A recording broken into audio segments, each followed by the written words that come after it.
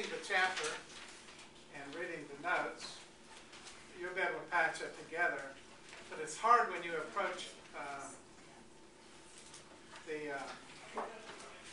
material sort of in isolation. It's not going to make sense in isolation. You have to get it in context as much as you're able, and to remember week by week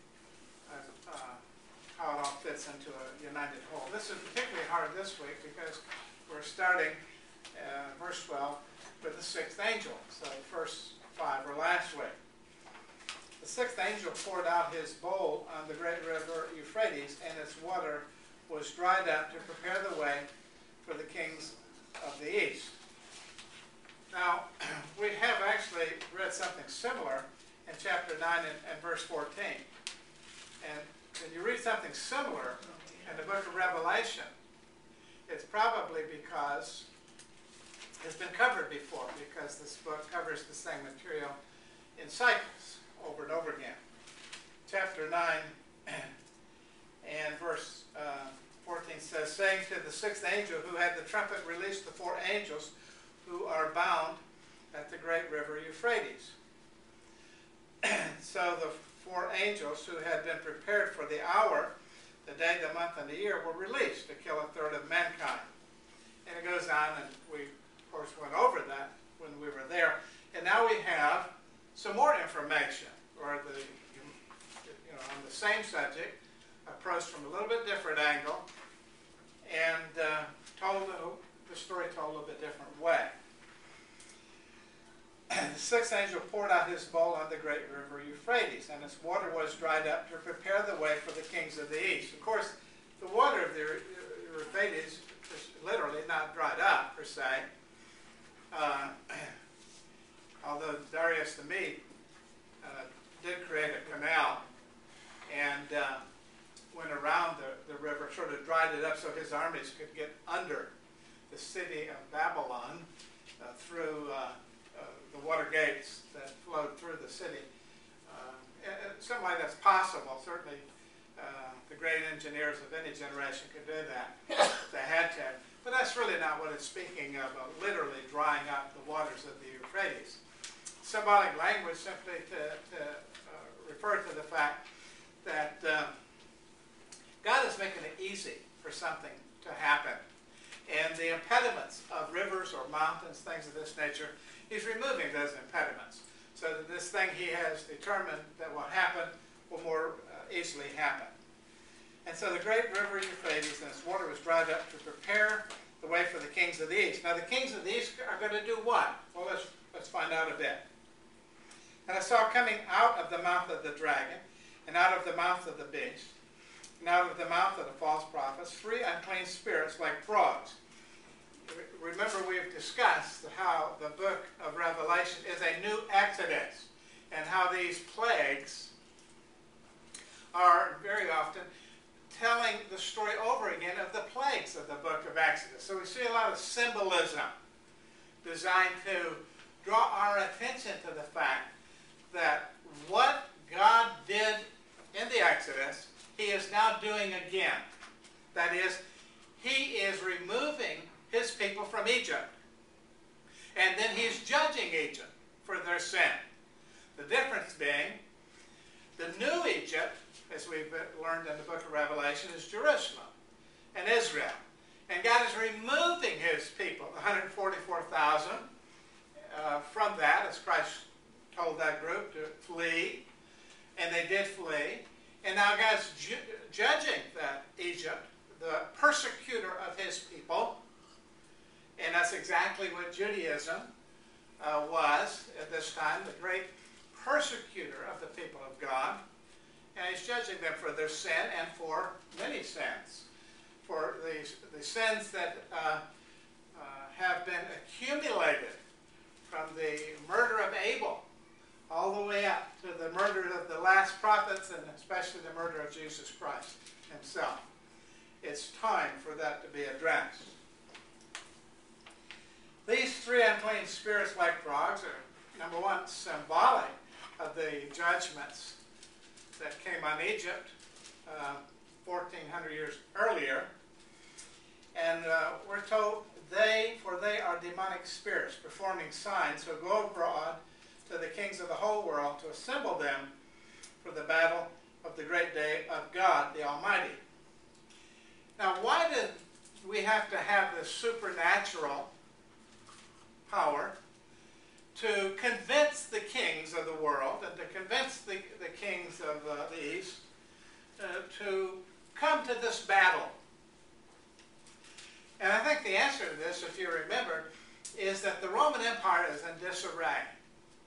Rome no longer has control over its empire. From England all the way to the other side of the Euphrates and all points in between, the Roman Empire is fighting civil war.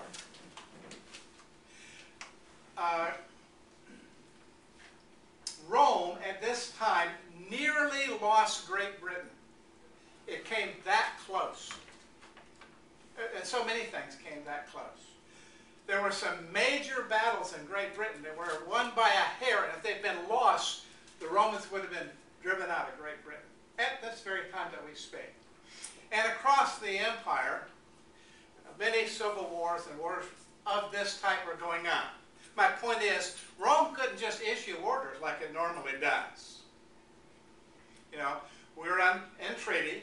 Part of the treaty is, when I tell you to bring a certain amount of troops to such and such place to fight, you know, for the cause of Rome, you do so.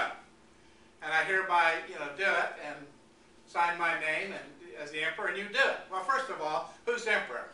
Remember the year of the 4 emperors, and everybody's killing each other.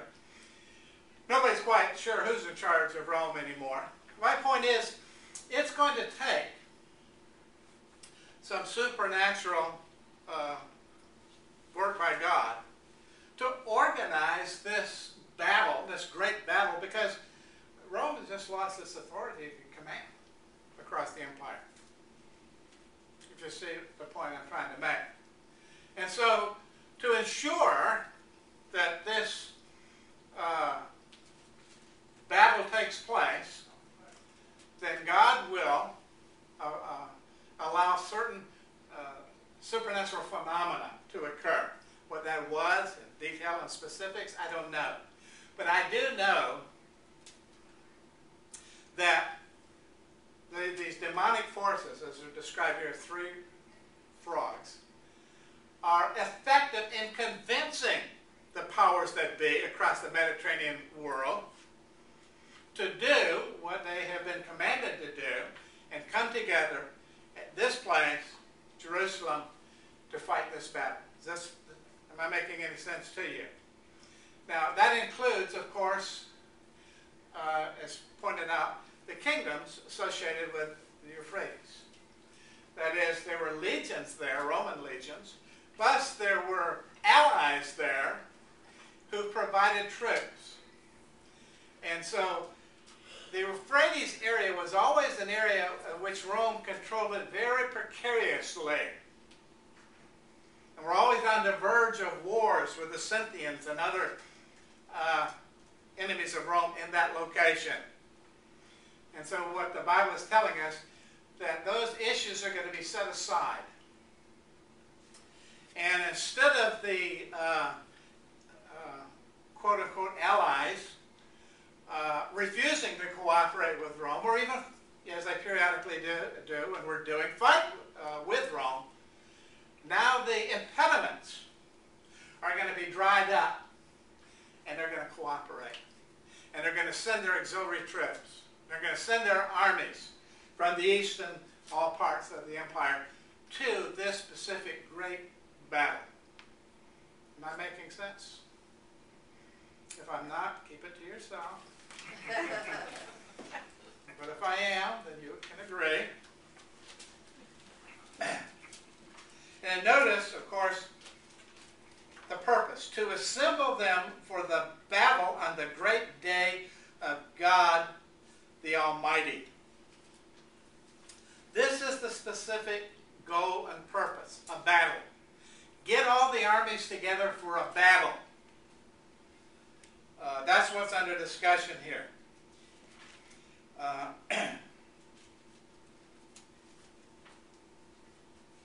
If you look in chapter 17, one chapter over, in verse 17,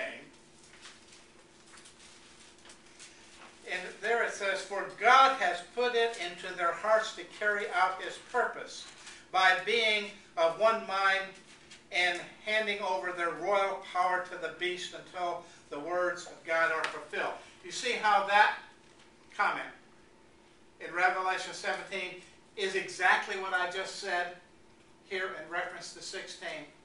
Repeat it again in 17. God put it in their heart to do this thing so that his purpose and the destruction of Jerusalem would take place. Do you see it? Are you feeling it? Do you see it? I want you to, of course.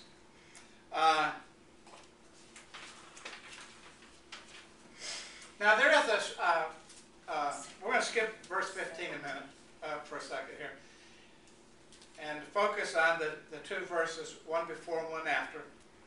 "To assemble them for the battle on the great day of God the Almighty, and they assembled them at the place that in Hebrew is called Armageddon." So when you take that parenthetical phrase out of there, see how it flows, purpose of assembling, and they assembled, and the place they assembled is Armageddon. Now I will try to deal with verse 15 now. "Behold, I am coming quickly, behold, I am coming like a thief." Now we read phrases like this in the ministry of Christ. For instance, Matthew 24:43. 24:43.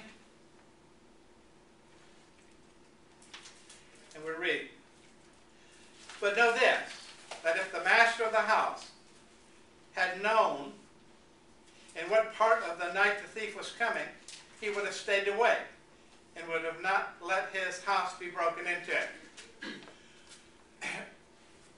This idea of staying away, protecting your home, your responsibility, because thieves will come along and steal what you've got. This metaphor, so to speak, was used by Jesus in his ministry, right here in a prophetic passage. Matthew 24 is a prophetic passage, to say, be on guard. I'm coming, and if you're not watching, you're going to fail in your responsibilities to be alert and to be obedient to the things of God. That's what that's trying to say. Now, still in Revelation, we're still hearing that. I'm coming like a thief, that is, at a time you do not know. But the thing we want to note is he is saying, I am coming. We keep hearing that all through the book of Revelation. And blessed is the one who stays awake. He's called us to spiritual alertness, not the physical, sleep deprivation, but the spiritual alertness. In the generation in which he spoke, Jesus, of course, said the things he was discussing, this generation would pass away to all these things are fulfilled. He's called them to an alertness. And the writers of the various epistles are telling us that, it is the last hour, or phrases of this nature all through the New Testament. So there is a call to alertness, because something is about to happen by the various writers of the New Testament. So blessed is the one who stays awake, keeping his garments on. Well, most of us keep our garments on. What's that about? That he may not go about naked and be seen exposed. Okay?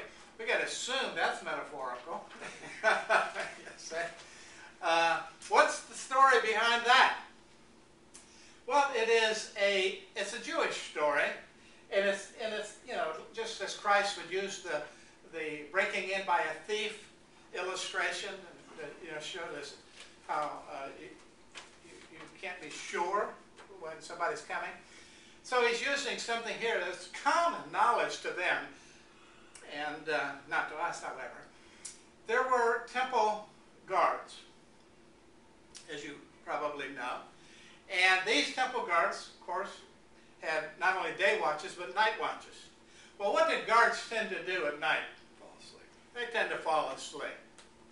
And so the head of the guard, he'd go around, and this is recorded, in history, as the methodology they would use to ensure alertness of the guards.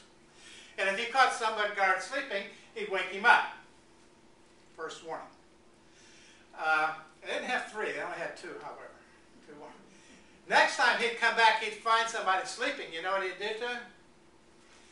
He'd set his clothes on fire while he slept.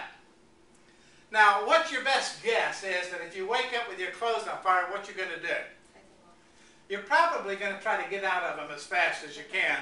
And there he'd be standing there, stark naked, with his clothes burning in a pile over here. And in front of the captain of the guard, and said, "Now, I told you to stay awake." And you didn't do it. Now, aren't you embarrassed? And that is a historical fact. And this is an allusion to that. Right here. Keeping his garments on that he might not go about naked and be exposed, because the point is, by allusion, you have some responsibility to the things of God. To be alert, to be in ministry, and just as the guards of the temple had responsibility for the temple, so you, as children of God, have responsibility for the Church of Jesus Christ. Or even those who are Jewish believers have certain responsibility to the Jewish community. The point is, you have to be on alert, conveying the message of the soon coming of Jesus Christ for the benefit of the hearers. And if you don't do that, if you're asleep, of course, you're going to fail in your mission. And the great thing, you're talking about the coming of the Lord in reference to what? To judgment. To war, you see. And it's your job to alert the faithful so they don't get caught up in this war. So, skipping now, again, that parenthetical phrase to give you some idea of it's a call to alertness. And focusing on the fact that these armies from the east and everywhere else have been called to a battle on the great day of God the Almighty, a great battle. And that they assemble them at the place that in Hebrew is called Armageddon. Now, Armageddon is identified by John as a place. Now, there's a problem here. And, we've heard all sorts of stuff about Armageddon over the years.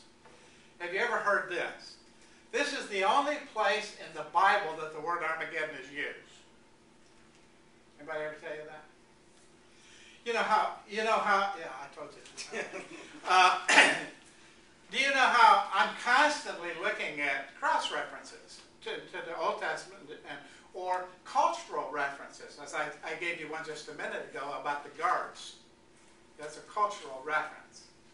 And I'm constantly looking at these things in order to enlighten our New Testament passage. There are none.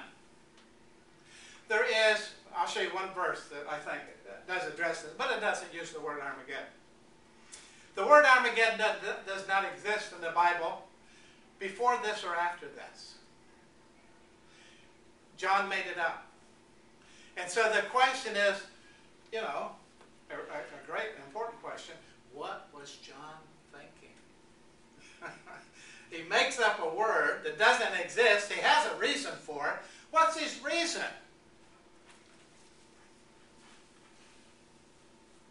You're waiting for an answer. This word, Armageddon, is made up of 2 words. Har, which means mountain or big hill, and Megiddo, which is a city in the valley of Jezreel in northern Israel. Now, there is no place on any map or in any literature that ever mentions a city or a hill or a place called Armageddon in Jewish history. It doesn't exist. Then, now, ever. So what John is doing, he is playing word games in a sense with his audience. I don't use play in a negative sense, but positive sense. He's challenging them with some 20 questions, more or less. I'm going to give you something. You figure out what I'm talking about, which is typical of this type of literature, isn't it? The metaphors, the symbols, and such like. I'm going to create a place name for this battle.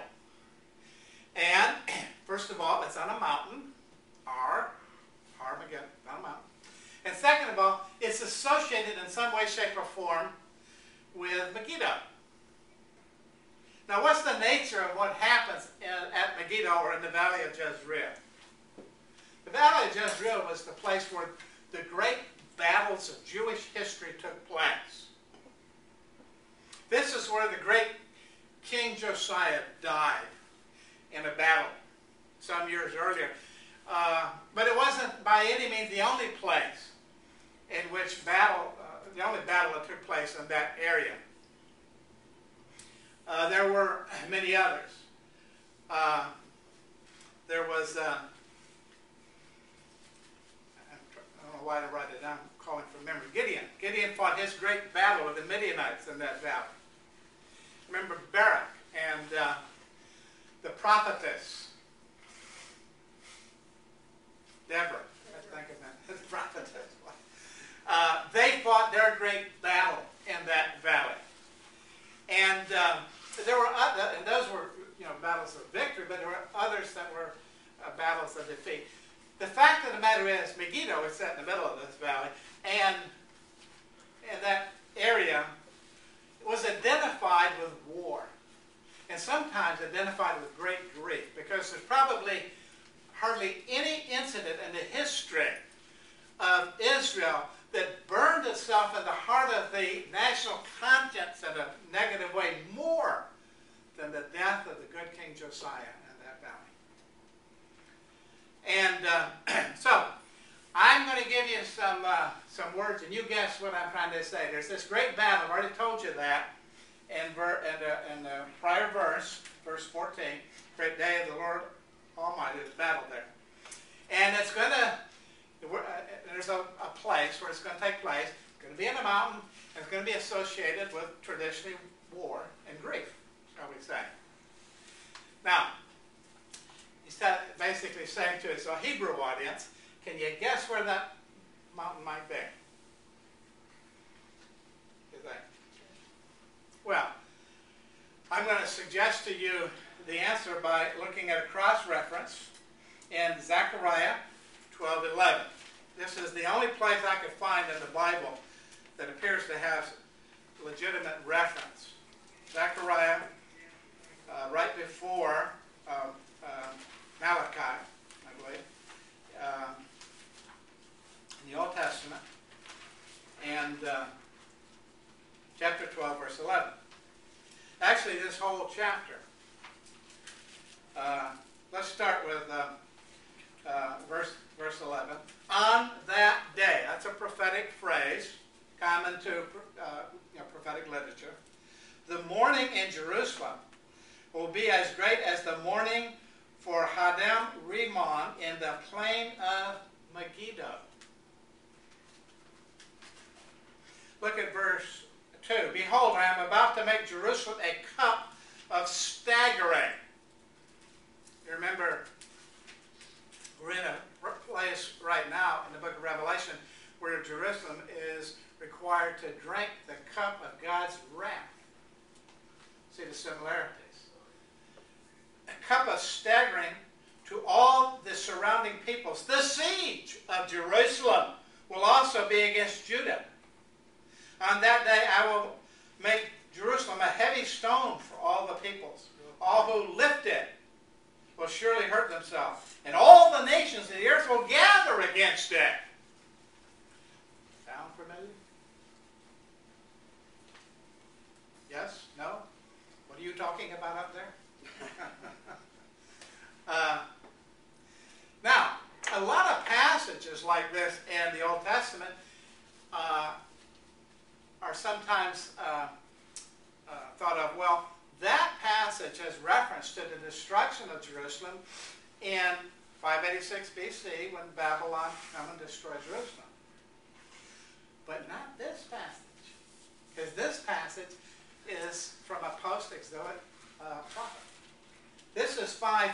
80 BC. The people of Israel have come back to the land from that dispersion and are now living in the land. And Zechariah says, well, let me tell you what's going to happen yet in the future of this nation. And nothing like that happened from 520 when he wrote it until AD 70 where we're talking now. This is the first incident chronologically in which this could be fulfilled. And was it ever fulfilled? You're saying. So we have here this great battle that's taking place that Zechariah mentions. And of course, all through it, starting at chapter 6, book of Revelation, all through Revelation, we've been reading about this battle, you say. And we'll read about it some more before we're done. And it's identified cryptically as on a mountain with some association with the grief and the war that was Megiddo. And it's, in essence, your job now, so John says to his audience, figure out where that war is going to take place. And Zechariah just told us. Mentioned by name what city in Zechariah? Jerusalem. It mentioned Jerusalem by name as to where this battle takes place. You see. So, Armageddon is the battle to destroy Jerusalem. People are waiting for it. You know, every prophetic thing you ever read, people are talking about when that's coming. And I always thought when they say something like that, oh, I'm sorry, did you miss it? You know, it occurred 2,000 years ago. In the destruction of Jerusalem, that was the Battle of Armageddon. Predicted by Zechariah, predicted all through the book of Revelation, which we're getting continual more information as we go in these cycles to make the point. Jerusalem is called Egypt and Babylon. I mean, how much, you know, in case you missed it, where our Lord also was crucified, is saying.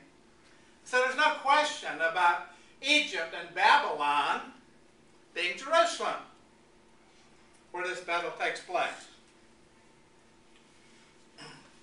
Questions? Oh.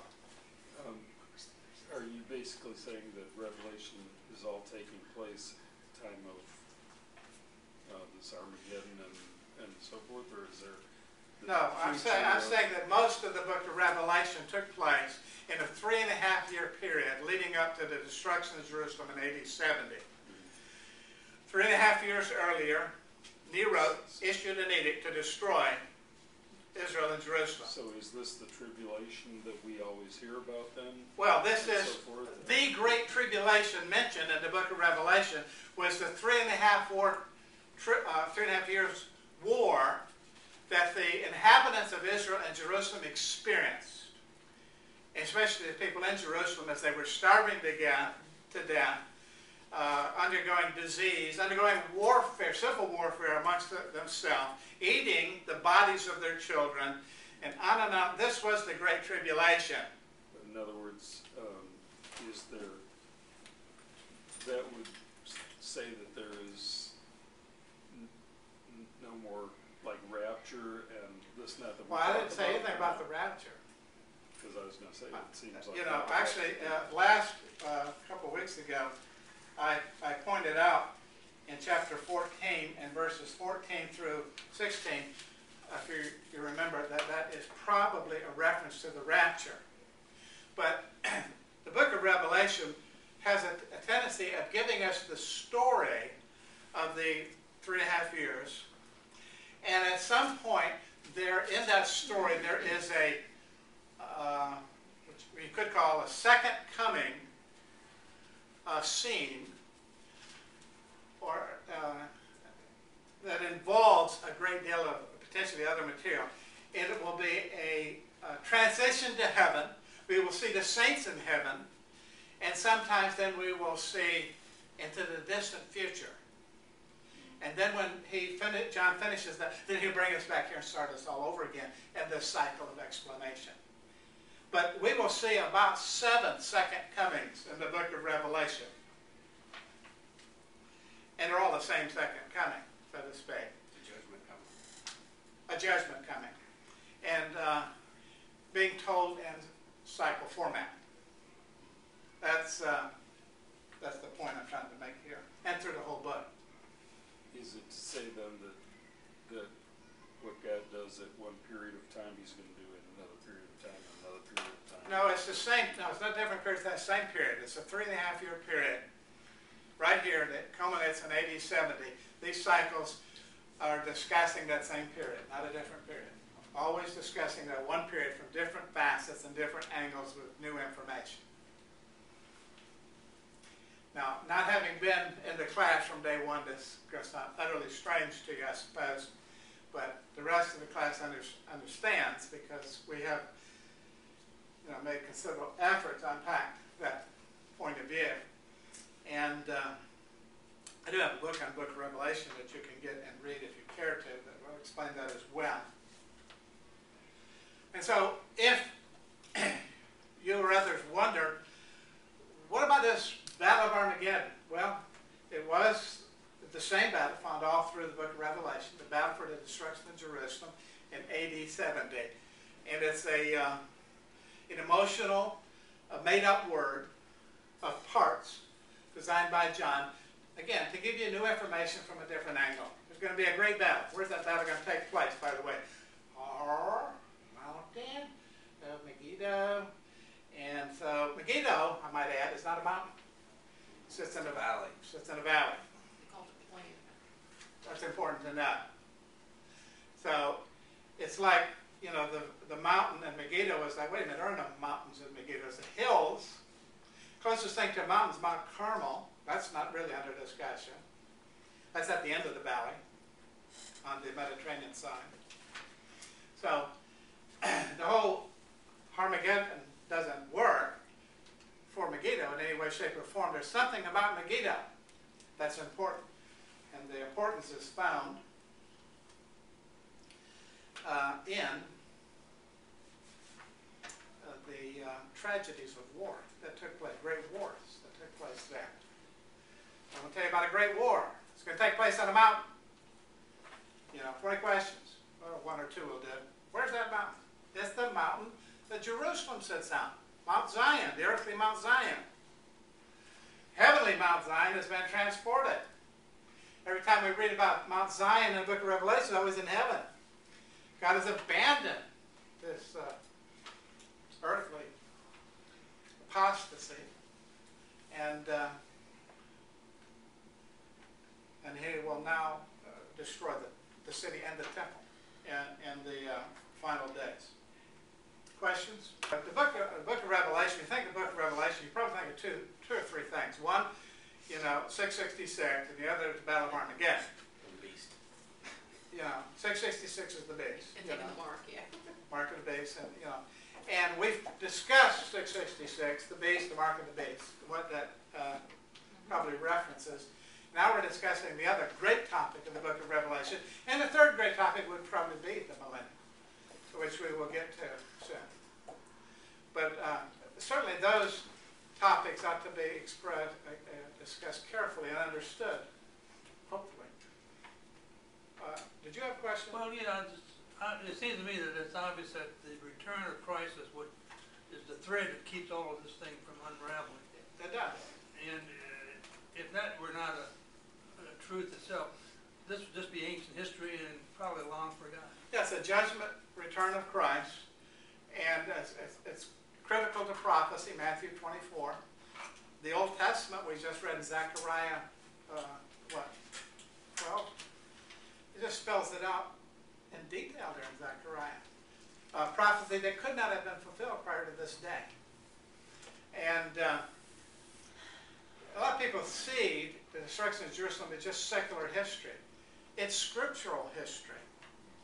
Spelled out in Zechariah, spelled out in Joel, preached by Peter, and spelled out in the book of Revelation in detail. This is a scriptural significant act. It's not to be compared to like World War II. Well, that's a historical event. That's not in the Bible either. No, this is in the Bible. You see what I'm trying to say? It's not just a secular event. It's a scriptural, spiritual event. It's God's judgment on and his divorce decree against the wife of Jehovah and the putting to death of that harlot wife. And then soon thereafter, what are we going to have? A marriage supper of the Lamb and the marriage to the bride of Christ. See, God is never without his bride. And he will have, and does have, his bride in the church. And the church becomes his people. Whereas prior to this, Old Testament Israel was his people.